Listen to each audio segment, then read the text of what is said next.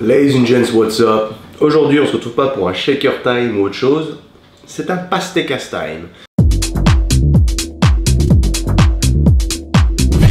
Donc chose promise, chose due, on se retrouve aujourd'hui pour parler, débriefer de mon expérience première avec le CrossFit.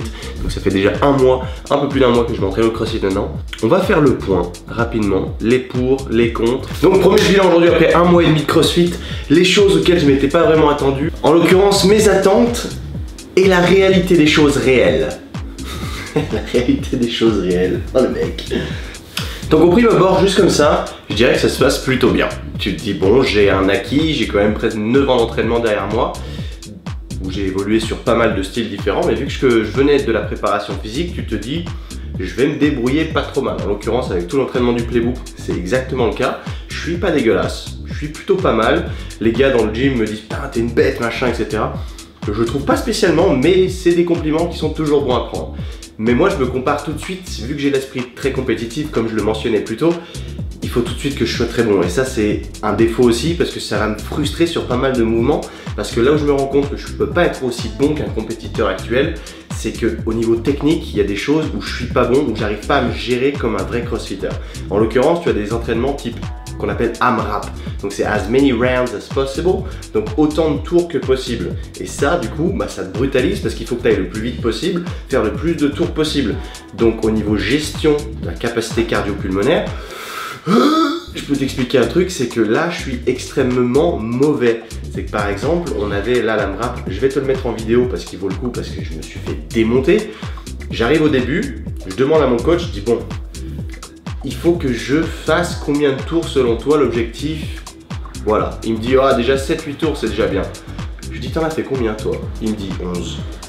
Je dis mais me dis pas 7-8 alors dans ce cas parce que moi ça va, il faut que j'en fasse 11.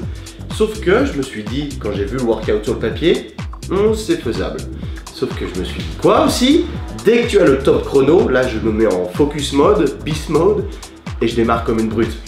Et le problème c'est que tu démarres comme une brute comme ça, tu enchaînes 2-3 tours hyper rapidement et tu te dis putain au niveau de la cloque je suis super bien, je vais faire un max de tours. Sauf qu'à partir du 4e tour là tu te rends compte que la fatigue te rattrape très très vite parce que tu as très mal géré ta dépense énergétique. Donc tu es cramé déjà.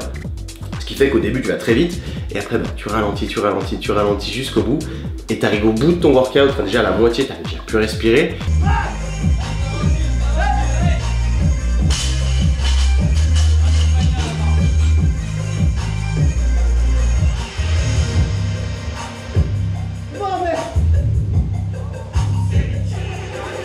T'es par terre comme une limace à baver et tu dois continuer et tu vas te marrer, de toute façon tu vas voir les images en même temps. Et il s'avère que je suis arrivé au bout, j'ai fait un peu plus de 9 tours. C'était bien, c'était mieux que tout le monde sauf une fille qui m'a éclaté qui a fait 10 tours. Bon, elle avait du niveau, tu te rends compte de l'expérience qui parle aussi, parce que sans l'expérience, t'as beau avoir une belle condition physique, être athlétique et tout ce que tu veux, si tu n'as pas cette expérience, tu vas te faire bouffer parce que du coup tu sais pas comment gérer ton énergie. Et ça c'est déjà mon point numéro 1, la gestion de l'énergie à travers le workout qui est complètement différent d'une gestion énergétique pendant un entraînement du playbook par exemple, pour un full body ou autre, parce que du coup c'est complètement différent. Tu as envie de démarrer trop fort, bah t'assumes et après tu clapes au bout de 5 minutes.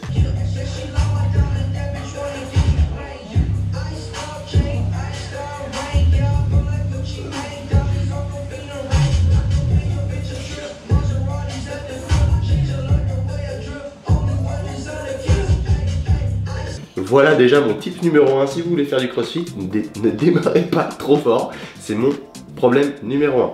Ensuite en numéro 2, ce qu'il en est ressorti,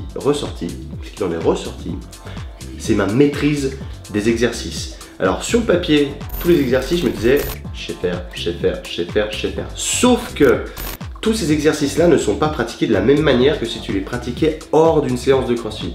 Je m'explique. Là-dessus, par exemple, tu dois faire des cleans, donc ça fait partie de l'haltérophilie.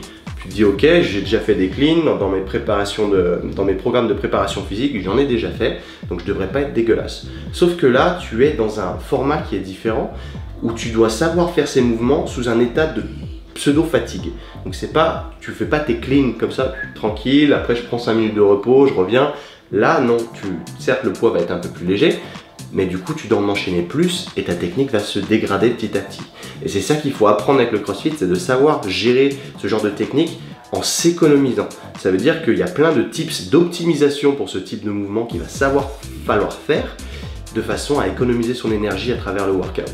Donc plein de choses qu'il en est ressorti selon mon coach, c'est que moi je sais faire mais je suis trop en force. Ça veut dire que je vais bousiller beaucoup trop d'énergie parce que j'arrive pas à optimiser leur technique.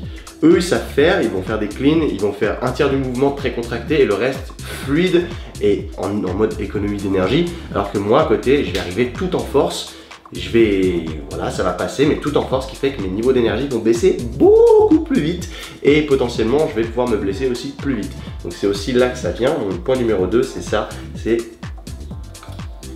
avoir une technique adaptée à ce que tu es en train de faire.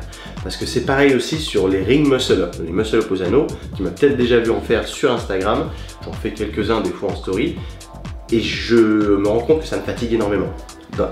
Or, à travers un workout de CrossFit, il faudrait en faire plusieurs, il faudrait revenir à cette station, donc savoir les faire même en état de fatigue. Et ça du coup je me rends compte que je ne sais pas du tout faire et j'ai eu des potes qui ont eu l'amabilité au moins de me dire tu devrais essayer de faire ça, ça, ça avant, et je suis très content de prendre des conseils parce que je suis en toute humilité débutant, donc en fait j'ai besoin de coups de main et ça me fait très plaisir d'être très bon dans certains types d'entraînement où là je me considère, je dirais pas expert mais je me considère du coup savoir ce que je fais, know my shit.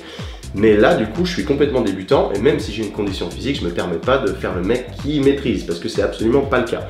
Donc j'ai des potes qui sont coachs en CrossFit, même s'ils n'ont pas la carrure que j'ai entre guillemets, eh ben ils sont meilleurs que moi techniquement et il n'y a pas à chier, ça fait la différence et je les remercie infiniment pour ces conseils précieux parce que du coup ils m'ont conseillé par exemple sur les ring muscle up, je fais référence en l'occurrence à mon pote Steph. Eh ben il m'a dit essaie de faire ces mouvements avant, maîtrise toutes ces phases de mouvement et du coup quand tu les feras, bah tu les feras pas autant en force, tu t'économiseras vachement plus et tu arriveras à enchaîner beaucoup plus de répétitions beaucoup plus facilement. Donc ça c'est quelque chose qui ressort beaucoup, c'est cette faculté à adapter la technique et à l'optimiser en fait. C'est pour ça que vous voyez aussi les butterfly pull-ups, les tractions butterfly là. Oh, ça, j'ai été le premier à foutre de la gueule de cet exercice là il y a quelques années quand CrossFit arrivait, sauf que maintenant je me rends compte que c'est une technique qui est pas mal du tout parce qu'elle permet de s'économiser quand tu sais le faire. Sauf que moi là je sais pas encore bien le faire, donc je me rends compte que je le fais quand même beaucoup en force et je me crame aussi rapidement. Mais c'est là où je comprends ces mecs qui s'entraînent eux pour l'optimisation du mouvement et c'est génial en fait parce qu'ils arrivent du coup à durer plus longtemps que toi et être plus efficaces plus longtemps. Bon tu m'en veux pas, ça c'est ouf.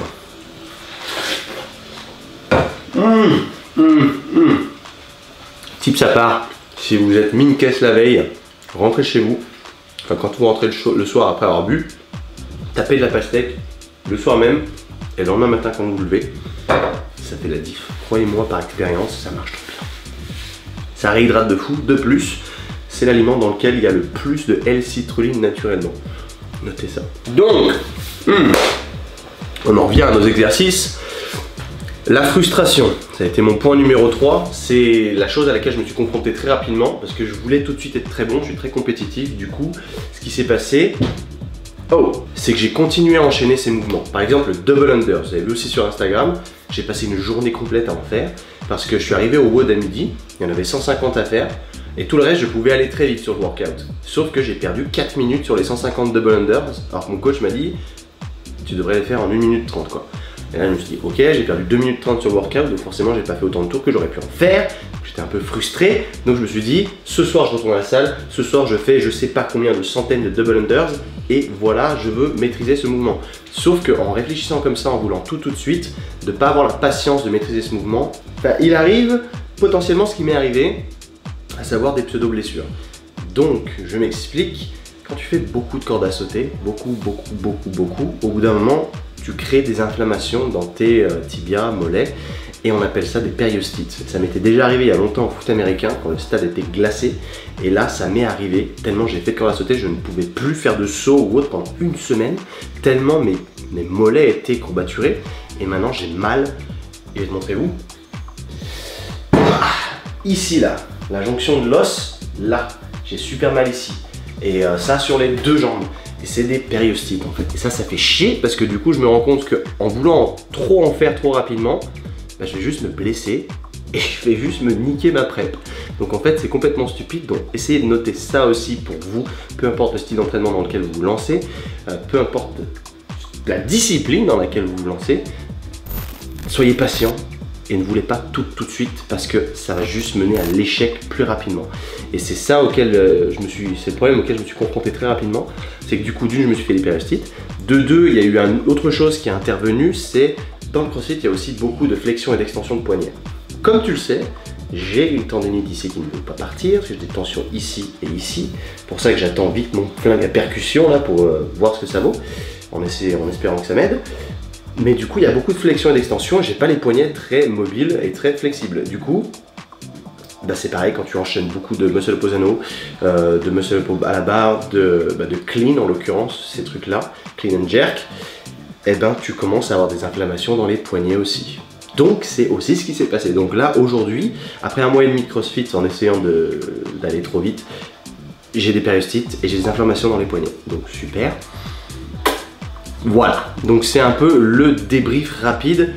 Tout ça pour dire que là mon corps il m'a dit nique ta mère, tu vas te coucher. Donc là j'ai décidé de prendre 4-5 jours de repos complet où je ne fais absolument pas de muscu, où je ne fais rien du tout, où je veux juste laisser le temps à mon corps de récupérer tranquillou.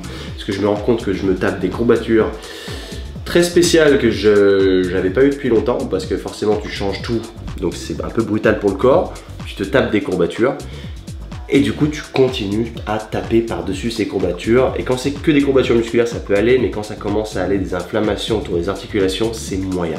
Du coup j'ai préféré faire un pas en arrière, tranquillou, on se remet droit et on y va progressivement et on arrête de se frustrer trop vite. Donc c'est mon conseil numéro 1 et c'est mon débrief numéro 1 avec vous sur le CrossFit. C'est voilà, c'est le problème majeur auquel je me suis confronté, c'est la frustration tout de suite, de vouloir tout de suite.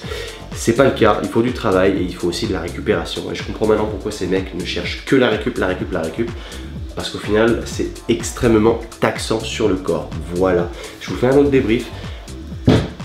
On continue ces vidéos là, je vous invite à les suivre et si jamais vous voulez vous mettre au CrossFit aussi, pourquoi pas, c'est aussi très cool. Prenez garde cependant, je suis content d'en faire parce que j'estime avoir déjà un bon niveau de fitness en général, donc ce que j'ai pu faire avant, je pense que c'est grâce à ça que je peux me mettre au CrossFit et être plutôt bon. Si vous êtes un complet débutant, voilà, j'irai pas moi personnellement tout de suite, mais je pense que s'il y a des bons coachs quand même qui pourront vous prendre en main et vous faire démarrer à votre niveau. Voilà, tout simplement. Donc là j'espère que vous avez apprécié ce débrief, que vous allez en retenir des leçons aussi pour vous-même, ne faites pas les mêmes conneries. Merci à vous de me suivre et peace out, à la prochaine.